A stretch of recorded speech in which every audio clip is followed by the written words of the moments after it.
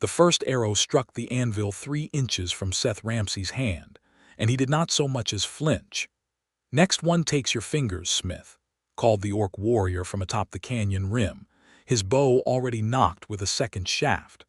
Below him, a column of riders filled the narrow trail that wound down into the settlement of Red Hollow, hooves kicking up plumes of rust-colored dust against the burning afternoon sky.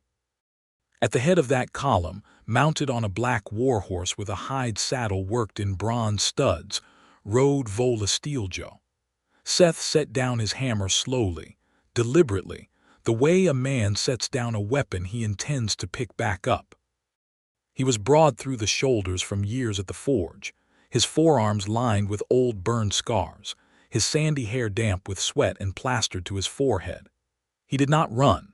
He had never been a man who ran, not even from things twice his size, and Vola Steeljaw was, by any measure, twice his size. She swung down from her horse in a single fluid motion, boots striking the packed earth of his yard hard enough to send up a small cloud of dust. She stood well over 6 feet, her skin the deep mossy green of canyon shadow, her black hair braided back from a face carved with sharp striking angles, a strong jaw, a proud nose that had been broken once and healed crooked in a way that only made her more formidable, tusks that curved neatly from her lower lip, not overlong, filed to a warrior's discipline rather than left ragged for show. She wore fitted leathers dyed the color of dried blood, a cuirass laced tight across her chest and stomach, vambraces buckled at her forearms, and a wide belt hung with a curved falchion and 3 throwing knives. The leather clung to every hard, powerful line of her, and there was nothing soft about the way she moved, nothing uncertain. "You are the one they call Ramsey," she said. Her voice was low, rough at the edges like gravel underfoot, but there was an intelligence in it, a weight to every word that told Seth this was not a woman who wasted breath. "I am." He did not step back from her, though every instinct screamed at him too. "And you're Vola Steeljaw, chieftess of the Ashwind clan. I've heard the name." "Then you know why I am here." She glanced past him, toward the narrow strip of red stone and scrub grass that ran along the canyon wall behind his forge, a strip no wider than a wagon track, but one that held, at its far end, the only spring for 6 miles in either direction. "I have sent 3 messengers to you this season. Each time you have refused to see them. I saw them fine. I just didn't have anything to say that they wanted to hear."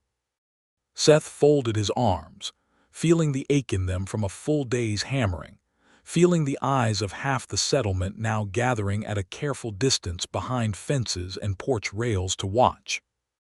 Red Hollow was a small place, carved into the base of the cliffs, forge and stable and trading post and a scattering of stone cottages, and news of an orc warband riding down the canyon trail had clearly outrun the riders themselves.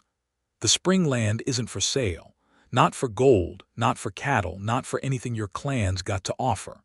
You have not heard my offer. I don't need to hear an offer I'm going to refuse."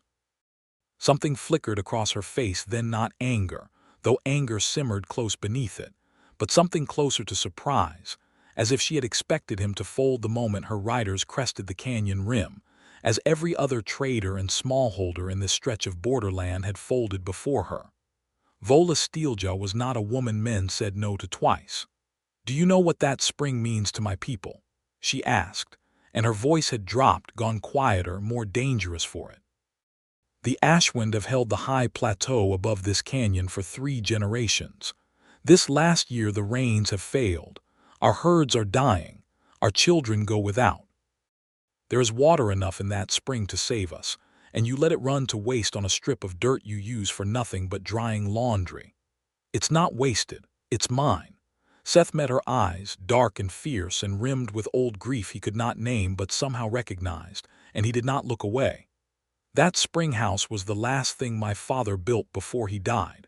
I'm not selling the ground he's buried under to anyone, orc or human, chieftess or king. That's not a business decision. That's the only thing I've got left of him." For a long moment neither of them spoke. The warriors on the rim above kept their bows half drawn, watching their chieftess for a signal. The townsfolk of Red Hollow watched from behind fence posts, some with rifles half raised, remembering old wars, old raids, old graves. And Vola Steeljaw studied Seth Ramsey the way a woman studies a lock she has been told cannot be picked, not with fury, but with a slow, dawning, dangerous curiosity. You would let your people starve of thirst rather than let mine drink.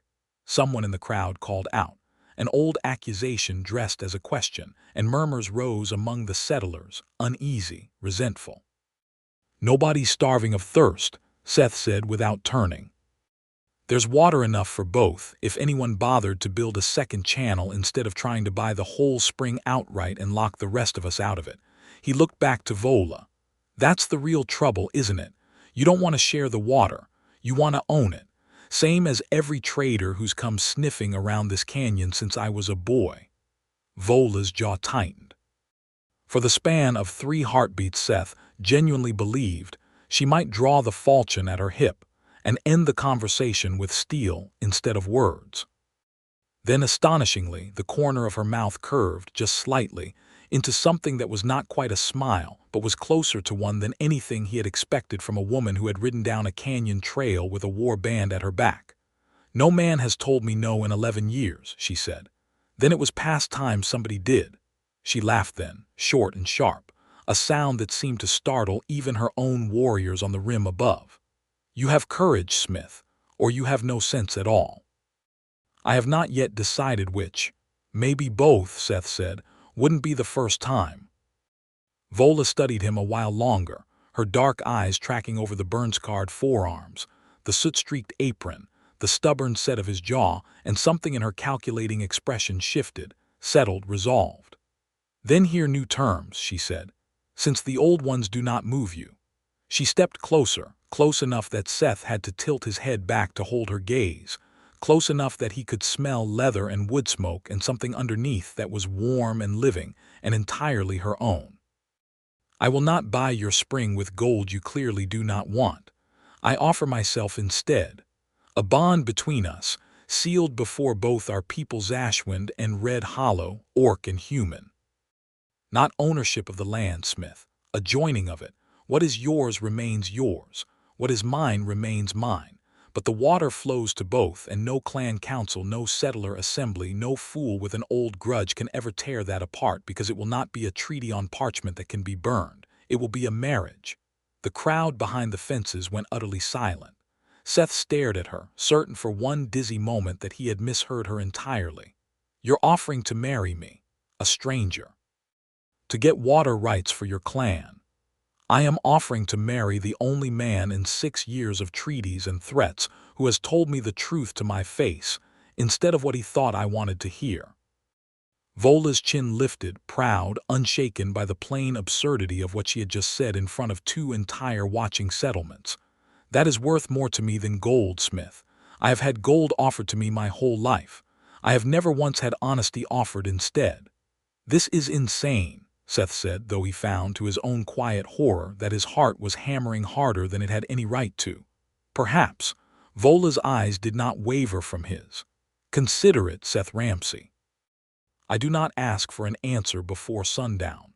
I ask only that you think on it, rather than send my messengers away with another door shut in their faces." She turned, graceful despite her size, and swung back up onto her warhorse in one smooth motion, gathering the reins. "I will return in 3 days for your answer. Sell me nothing, or marry me and lose nothing at all." She looked down at him, and for just a moment the fierce chieftess's mask slipped, and there was something almost hopeful beneath it, quickly hidden away again. "The choice is yours, Smith. It has always been yours. That is more than most men in your position would say of me." She wheeled her horse and rode back up the canyon trail, her war band falling into formation behind her, and Seth Ramsey stood alone in his yard with an arrow still quivering in his anvil, and no earthly idea what had just happened to his life. The 3 days that followed were the longest of Seth's memory, longer even than the winter his father died, longer than the year the crops failed and half of Red Hollow nearly starved before the first good harvest saved them. He worked the forge from dawn until his arms shook, hammering out plowshares and horseshoes and one ceremonial dagger for a trapper passing through, and all the while his mind kept circling back to the same green-skinned, dark-eyed woman standing in his yard with an arrow's echo still ringing in the air. He asked around, carefully, the way a man asks about something he does not want anyone to know he is thinking about too hard. Old Tam Weller at the trading post remembered Vola Steeljaw from a decade back, when she was young and unproven and her father still led the Ashwind clan. Fierce as a cornered wolverine even then, Tam said, chewing on a pipe stem. Killed the chieftain who murdered her father in single combat when she was barely past 20 summers, and led the clan herself ever since. Never married, never so much as courted far as anyone tells it. Orc chieftesses don't marry for love, boy. They marry for alliance, for land, for blood debts settled. You'd be a fool to think there's anything soft in that offer. But Seth had seen her eyes when she spoke of honesty, and he did not think, whatever else was true, that the offer had been entirely cold. He rode up to the spring house on the second evening alone, and sat on the low stone wall his father had built with his own 2 hands, looking out over the canyon as the light went the color of a forge fire, deep red and gold, the cliffs glowing like coals. His father had died here on this ground of a fever that no healer in Red Hollow could break, and Seth had buried him beneath the cottonwood tree that grew crooked out of the canyon wall, and he had sworn to himself that he would never let this land pass out of his family's hands, not for any price. But a marriage was not a price. It was not gold changing hands. It was something else entirely, something that frightened him more than any warband ever could, because it meant letting someone in, and Seth Ramsey had not let anyone in since his father died and left him alone in this canyon with nothing but hammer and anvil and grief for company. He thought of Vola's laugh, sharp and startled, the way she had looked at him as though he were a puzzle she had not expected to enjoy solving. He thought of the way none of the fear the rest of Red Hollow carried toward her kind seemed to live in him. Not really. Not once he had looked her in the eye and found someone looking back who was tired of being lied to.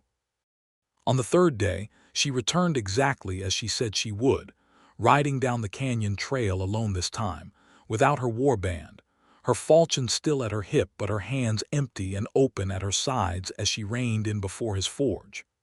"Well, Smith," she said, "have you an answer, or shall I ride back up this canyon and tell my people that a human would rather watch them thirst than speak 2 words to me?"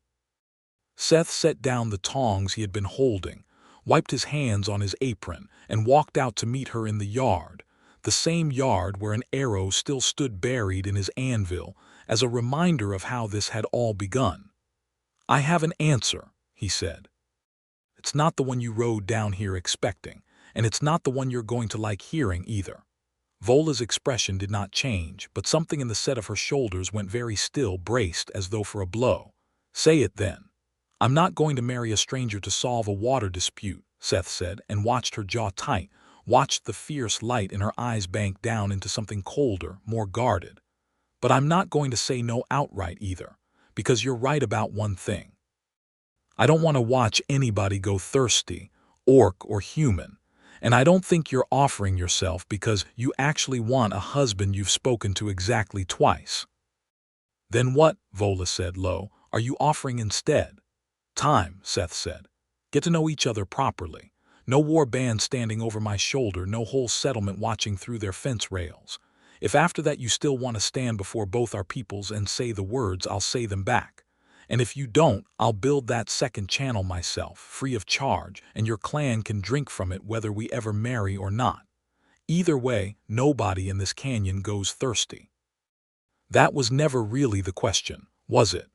The question is whether you and I can stand each other long enough to make an actual marriage worth having.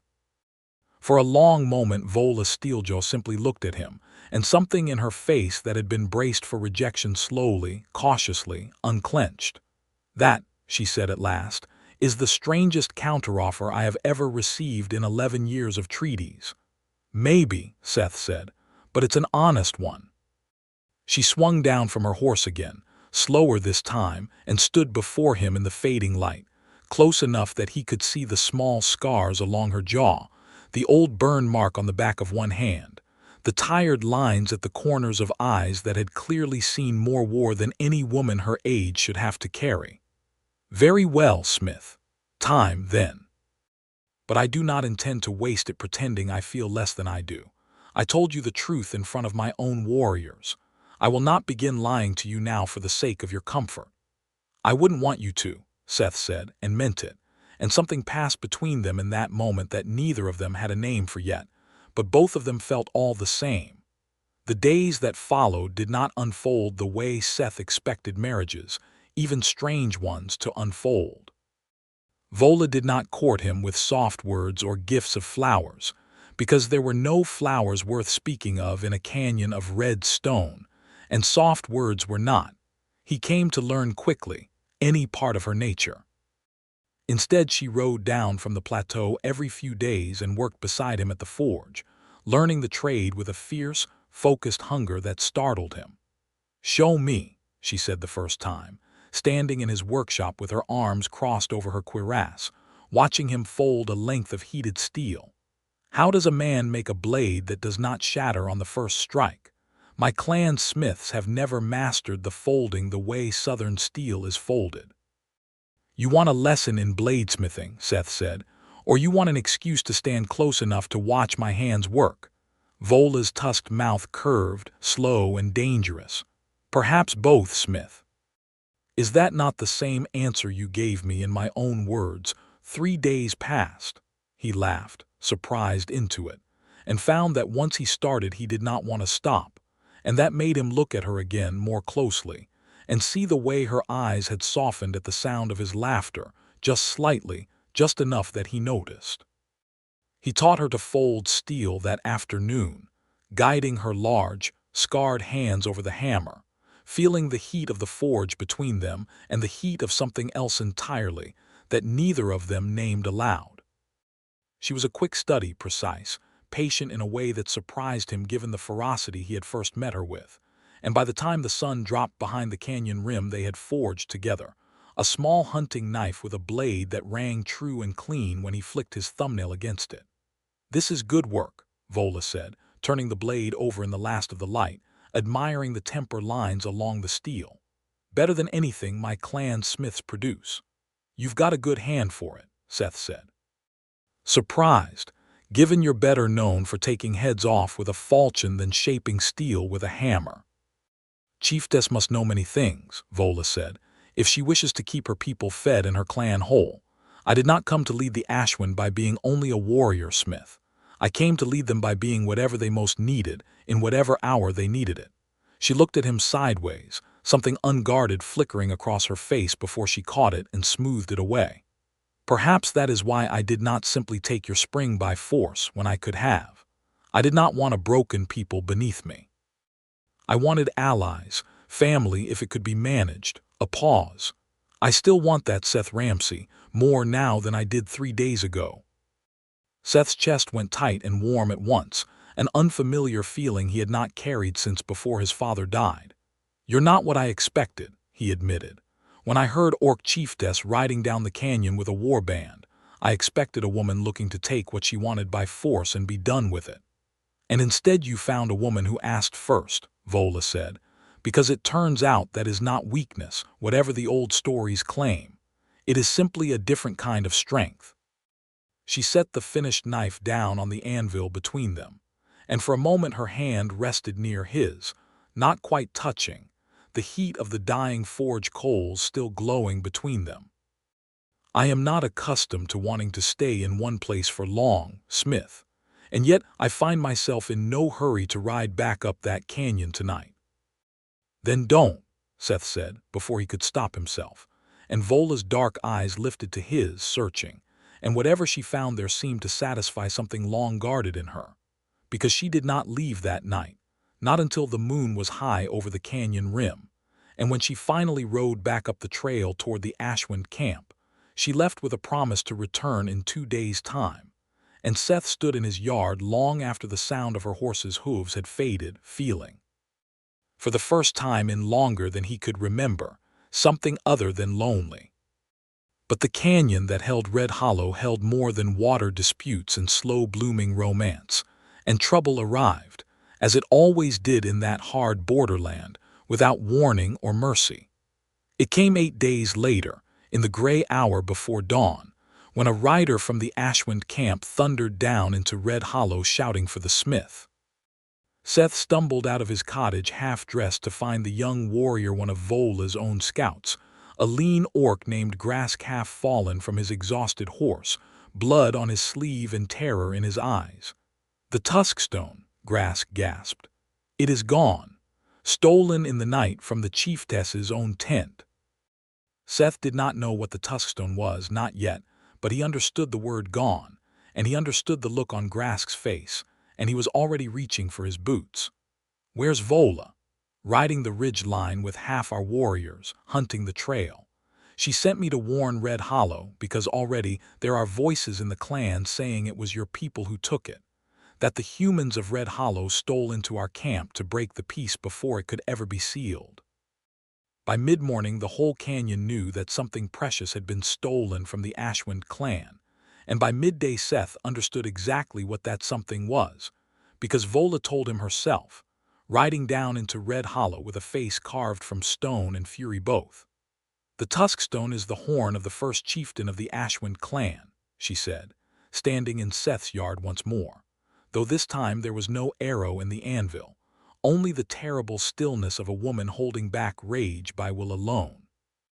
"Carved from the tusk of the great boar he slew to prove his right to lead, bound in silver by our first smiths, blessed by 3 generations of shamans. It is not merely an heirloom, Seth. It is the seat of the clan's authority.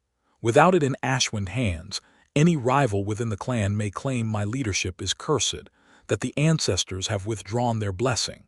There are elders among my own people who have wanted my chieftainship ended since the day I took it by combat. If I do not recover the Tuskstone within the 7 days our law allows, I may be challenged for my seat, and I may lose it." "And half your clan thinks Red Hollow took it," Seth said grimly. "Half my clan thinks worse than that. They think you and I have been meeting these past days not for courtship, but so that your settlers could learn the layout of my camp and strike at its heart. They think I have been a fool, seduced by a human smith into lowering my guard." Vola's hands curled into fists at her sides. "I do not believe it, but belief and proof are different currencies, and I have only days to spend either." "Then we find who actually took it," Seth said, "before either of our peoples does something neither of us can undo." They rode up to the Ashwind camp together that afternoon, and Seth felt the weight of every hostile stare as he passed through the ring of hide tents, warriors bristling at the sight of a human walking freely among them, murmurs rising and falling like wind through dry grass. Vola walked beside him, one hand resting near her falchion, daring any of them to voice their suspicion aloud, and none did, though the hatred in some of those eyes was plain enough to read without words. At the chieftess's tent, they found the scene of the theft undisturbed, as Vola had ordered it kept. A slit had been cut in the rear wall of hide, precise, clean, the work of a very sharp blade wielded by a steady hand. Seth crouched beside the cut, running his fingers along the edge. "This wasn't done by a raider in a hurry," he said. "Look how even the cut is. Whoever did this took their time, worked carefully, didn't want to tear the hide any wider than they had to. That's not panic. That's patience." "You sound as though you are describing a craftsman," Vola said, watching him. "Maybe I am." Seth stood looking around the tent's interior at the empty stand where the Tuskstone had clearly rested, silver mounting brackets still gleaming untouched. If somebody wanted to steal this and sell it, or melt down the silver for coin, they'd have grabbed and run. But this was slow, deliberate. Whoever did this wanted the Tuskstone specifically, and wanted it taken in a way that would look like it could have been anyone, a raider, a rival clan, or a human from Red Hollow. You think someone wished to see blame fall on your people. I think someone wanted this exact fight to happen. Orcs turning on humans, your clan turning on you specifically, right when you're closest to sealing a peace nobody up here or down in Red Hollow was expecting. Seth looked at her. Who benefits if that piece falls apart before it starts? Vola's expression darkened with sudden, dawning understanding. Hergo. Who's Hergo? An elder of my clan. He challenged for leadership when my father died, and lost to combat before I ever rose to face him myself. He has wanted the chieftain's seat since before I was old enough to hold a blade, and he has never forgiven the Ashwind for choosing me over men twice my age and, in his eyes, twice my wisdom.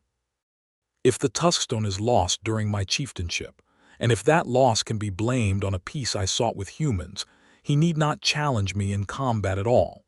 The clan itself will cast me down and hand him the seat freely, believing the ancestors have already judged me unfit.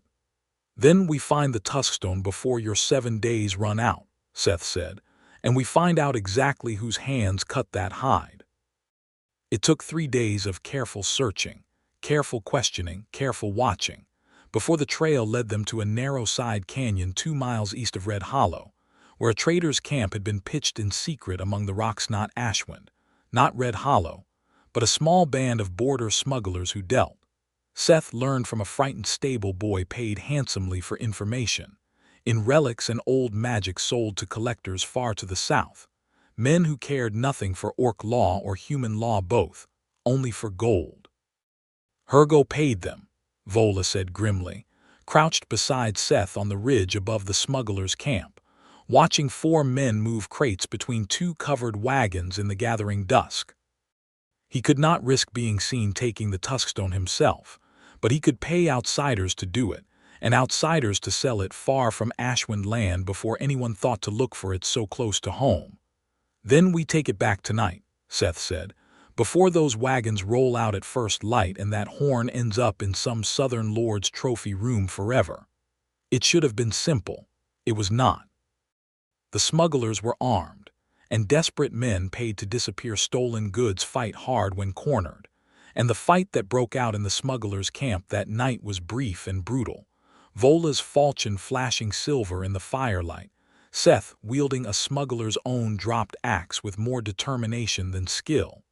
Until at last the camp lay subdued, 2 smugglers fled into the dark, and the Tuskstone recovered from a lead-lined crate, meant to muffle any lingering enchantment that might otherwise alert an Ashwind shaman to its presence.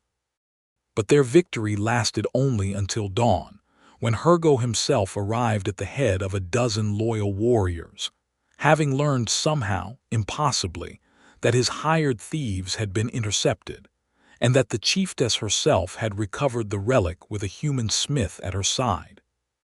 "There she is," Hergo bellowed across the canyon floor as his warriors spread out to encircle the ridge where Seth and Vola stood with the recovered Tuskstone between them, consorting with humans on stolen land, proving with her own actions that she has forsaken the ancestors for a smith's bed.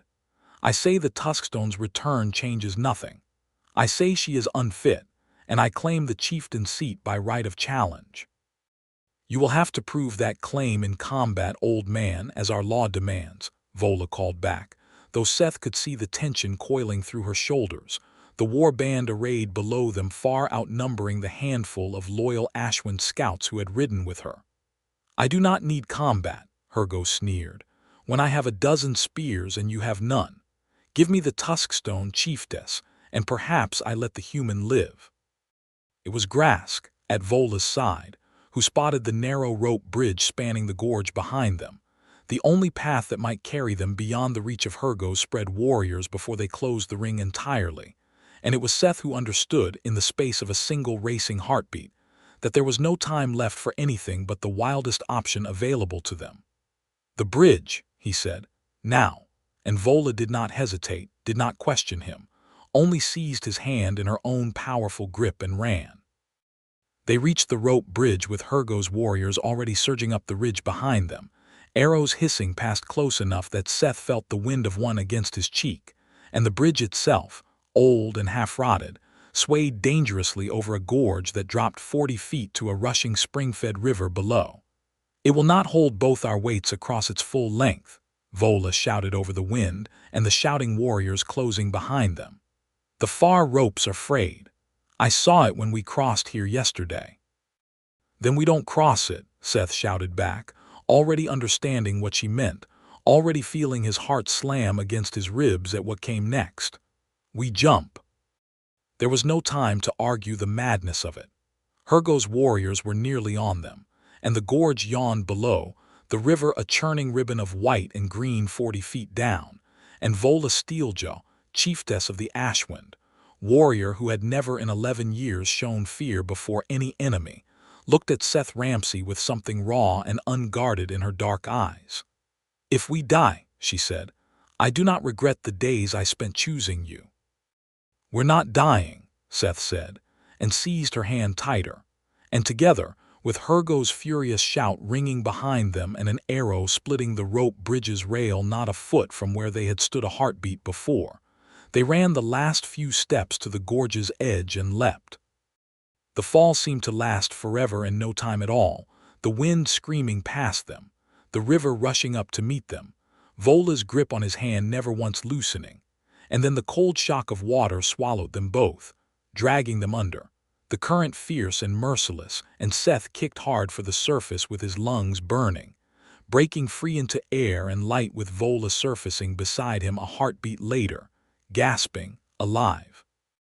Both of them swept downriver fast and hard away from the ridge, where Hergo's warriors stood staring down at the gorge in stunned, furious silence, unable to follow.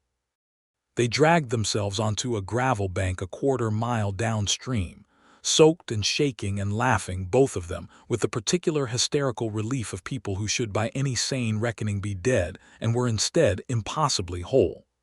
"You," Vola gasped, still catching her breath, water streaming from her braided hair, "are the maddest human I have ever met."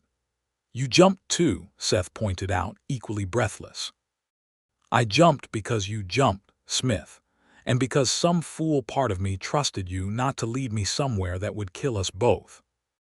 Vola pushed wet hair back from her face, and there, soaked and gasping on a gravel bank with a stolen relic somehow still miraculously secured at her hip where she had bound it before the leap, she looked at Seth with an expression he had not yet seen on her, something stripped bare of all the fierce armor she carried everywhere else.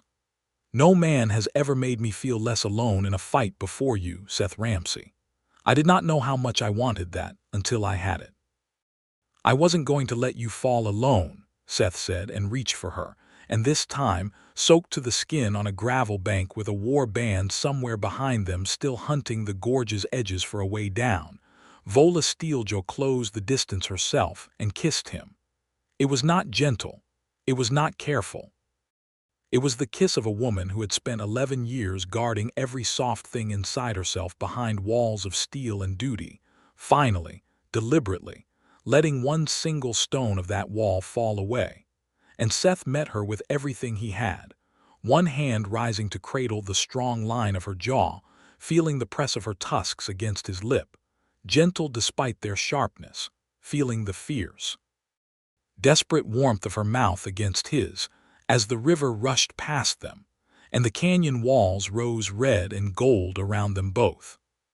When at last they broke apart, breathless, Vola's forehead resting against his, her eyes closed, she said low, rough, "I have wanted to do that since the moment you told me no in front of my own warband and did not so much as flinch." "I've wanted to do it since you laughed at me for the first time," Seth admitted. "Scared the hell out of me how much I wanted it." "Good," Vola said, and there was fierce satisfaction in her voice. "I do not want to be the only one who is frightened by this." They made their way back to Red Hollow by nightfall, exhausted, soaked, triumphant, the tuskstone secure, and word of what had happened at the gorge the theft uncovered, the thieves caught, Hergo's treachery exposed, and the chieftess herself leaping a 40-foot gorge hand in hand with the human smith, rather than surrender either the relic or him spread through both settlements before the moon had fully risen. The days that followed were not without their difficulties. Hergo did not simply vanish once his scheme collapsed. He returned to the Ashwind camp ahead of Vola and attempted to rally support among the clan elders, insisting that whatever the truth of the theft, the chieftess's dalliance with a human remained proof enough of unfitness to lead. It was Vola who ended the matter, standing before the full assembly of the Ashwind clan, with the recovered tuskstone, raised high in both hands and grasp, beside her bearing witness to everything they had uncovered. "I did not lose the Tuskstone through weakness," she declared, her voice carrying across the gathered clan, fierce and unshaken. "I recovered it through strength, and I did so with a human beside me who fought smugglers with a stolen axe and leapt a gorge rather than see either the relic or myself fall into Hergo's hands. If that makes me unfit in your eyes, then say so now, and I will meet any challenger in combat as our law allows. But do not mistake honesty for weakness or love for treason. I have led this clan for 11 years without either failing you, and I do not intend to stop now, for Hergo's pride or anyone else's comfort." No elder stepped forward to challenge her. Hergo, exposed before the whole clan as a man who had hired outside thieves to steal his own people's most sacred relic purely to seize power, was stripped of his standing and exiled from Ashwind lands before the sun set that day. And Vola Steeljaw's chieftainship stood unshaken, stronger if anything, for having survived the test. Down in Red Hollow, meanwhile, the settlers who had watched Vola ride down that canyon trail with fear in their hearts began, slowly, grudgingly, to see something different in the way their smith spoke of her. In the way she herself returned day after day, not with a war band at her back but simply as herself, working beside Seth at the forge, learning the trade, laughing with a sharpness that startled the settlement children into fascinated silence rather than fear. It was old Tam Weller, of all people, who broke the ice first, approaching Vola at the trading post one afternoon while Seth watched from across the yard, his heart in his throat, uncertain what to expect. "Heard you jumped a gorge to save our smith's neck," Tam said, squinting up at her. "That true?" "It is," Vola said, straightening to her full imposing height, bracing Seth could see for whatever insult might follow. Tam only grunted, chewed his pipe stem a moment, and said, "Well, suppose you're not what the old stories said then." He held out a hand, weathered and spotted with age. "Tam Weller, trading posts mine such as it is. Any friend of Ramsey's is welcome to trade fair prices here, chieftess or not." Vola looked at the offered hand for a long moment, something moving behind her dark eyes, and then she took it, her grip careful, deliberate, mindful of her own strength against his aged bones. "Vola Steeljaw," she said, "I will remember this kindness, trader." It was not everyone in Red Hollow who came around so easily, and Seth knew there remained those in both settlements who would never fully trust the other, old wounds too deep, old wars too recent in memory. But the second water channel he had promised was already under construction within the month, built with Ashwind hands and Red Hollow hands working side by side under Seth's direction. And slowly, stone by stone, canyon rim to canyon floor, something like trust began, however cautiously, to take root where before there had been only suspicion. Between Seth and Vola, meanwhile, something else entirely had begun to bloom, unhurried now that the danger of the stolen relic had passed, but no less intense for its patience. She came to him most evenings once her clan duties allowed, and they would sit together on the low stone wall by the spring house as the light went gold and red across the canyon, talking of small things now instead of only treaties and danger, her memories of her father before Hergo's rival had murdered him, the particular way the plateau smelled after rain, her first kill as a warrior at 16 summers old, and how it had frightened her more than she ever admitted to her clan. His memories of his own father teaching him to fold steel, the winter his mother had died of fever when he was only a boy, the long, lonely years since building a life alone in a canyon that had never quite felt like home until, impossibly, she had ridden into it with an arrow already nocked and changed everything.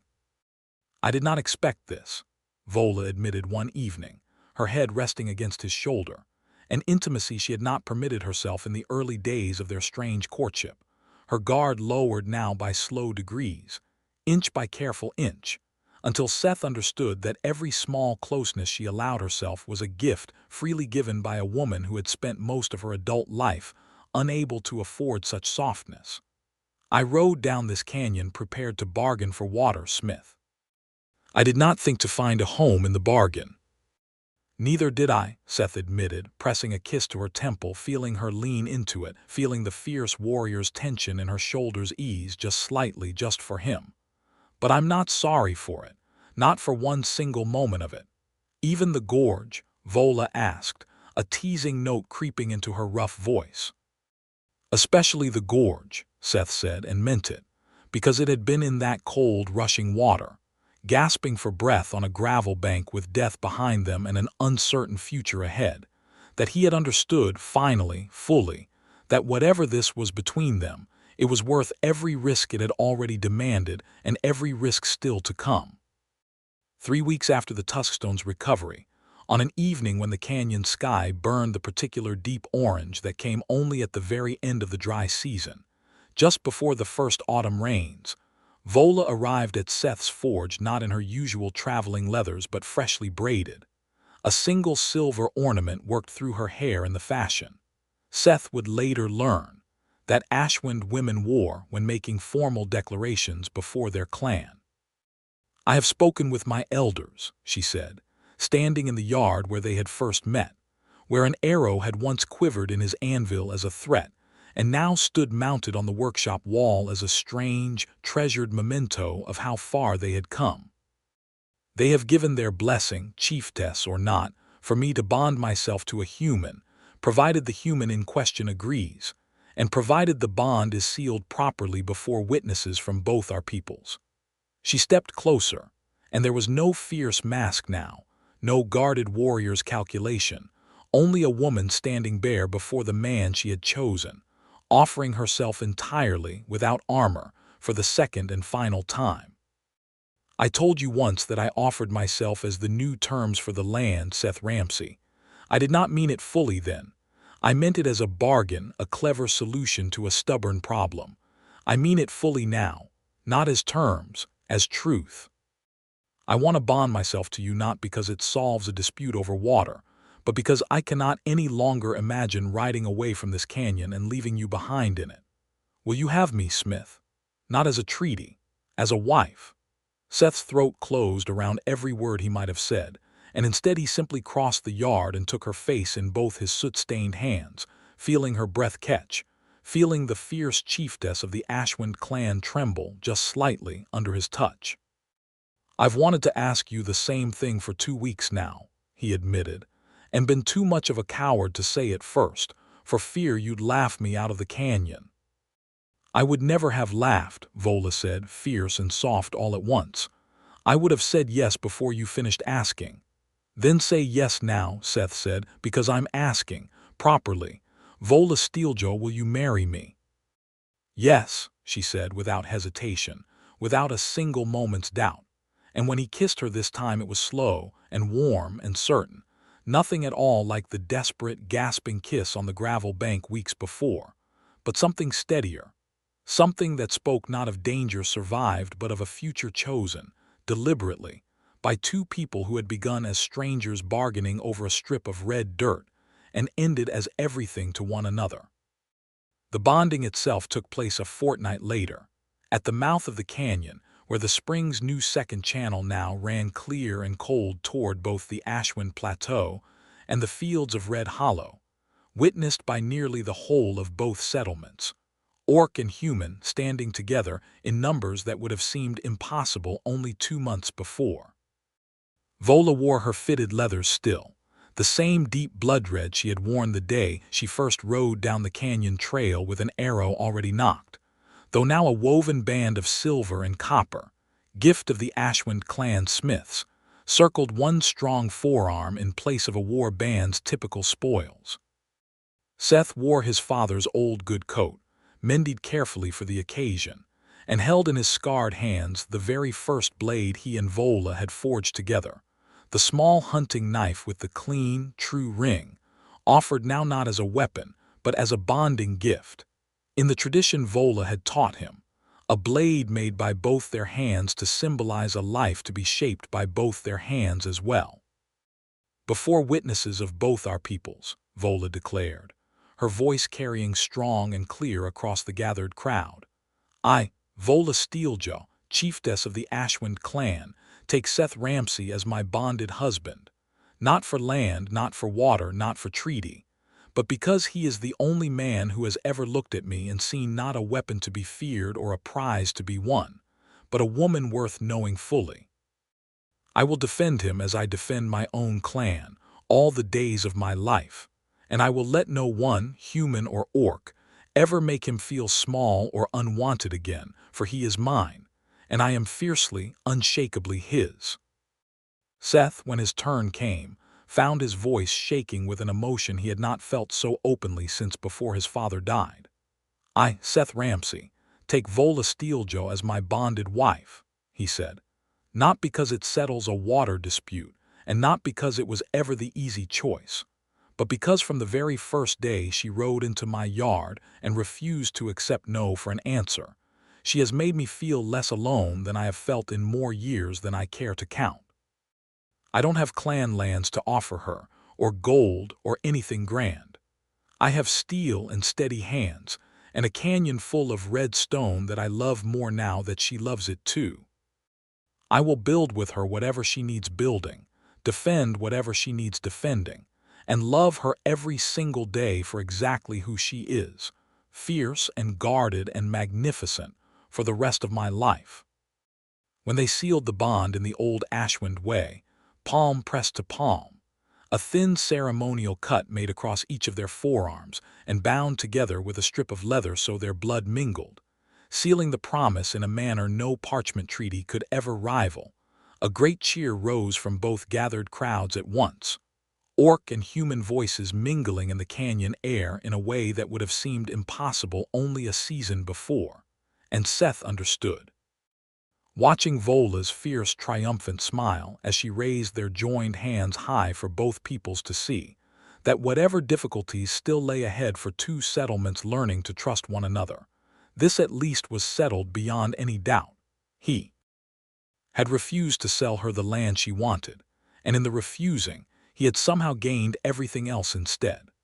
That night, once the celebration had quieted and the last of the torches along the canyon rim had burned low, Seth and Vola walked together to the spring house his father had built, the water running cold and clear and shared now between both their peoples, and sat together on the low stone wall beneath the crooked cottonwood tree where his father lay buried. I think he would have liked you, Seth said quietly, resting his hand over the small carved marker at the tree's base. He never had much patience for cowards or liars, and you're about as far from either as anyone I've ever met. I would have liked to know him, Vola said, and there was real gentleness in her voice, a softness she had learned to allow herself only in these quiet hours with Seth, the fierce chieftess's armor set carefully aside. She leaned her head against his shoulder, watching the water run silver in the moonlight. I think, in some strange way, he brought us together. If he had not built this spring house, if you had not loved this ground so fiercely for his sake, I would never have had cause to ride down that canyon and find you standing there, refusing to sell me anything at all. Best refusal I ever gave, Seth said, and felt her laugh softly against his shoulder, warm and real and entirely unguarded, a sound he knew now he would spend the rest of his life trying to earn, again and again, because Vola Steeljaw did not give her laughter, her trust, or her heart cheaply, and the fact that she had given him all three, freely, fiercely, completely, remained the single greatest fortune of his entire life. They sat together beneath the cottonwood tree as the canyon settled into its deep desert quiet around them, the spring water running steady and shared toward both their peoples, the future stretching ahead of them uncertain in its particulars but utterly certain in its foundation. And when at last they rose and walked back toward the forge that was now, in every way that mattered, their home, they walked hand in hand, unhurried, unafraid, two people who had begun as strangers locked in a stubborn bargain and become, against every hard history that might have kept them apart, everything to one another. In the seasons that followed, the second water channel proved its worth many times over, carrying the spring's flow through dry months that would once have meant hardship for the Ashwind herds and now meant merely careful management, shared fairly between two peoples who had learned, slowly and not without difficulty, to trust one another's word. Vola continued to lead her clan from the plateau above, though she spent as many nights in the forge at Red Hollow as she did in her own chiefess's tent, and no one among the Ashwind any longer questioned her right to divide her heart between two homes, for she had proven, beyond any doubt Hergo's treachery had once tried to sow, that her strength had only grown for the love she carried. Seth's forge, meanwhile, became known throughout the borderland not merely for fine steel, but for blades forged jointly by human and orc hands, a small tradition that had begun with one hunting knife made in the early uncertain days of their courtship and grown, over time, into something both settlements took quiet pride in proof, forged in fire and hammered true, that the old hatreds between their peoples need not be the only inheritance passed down.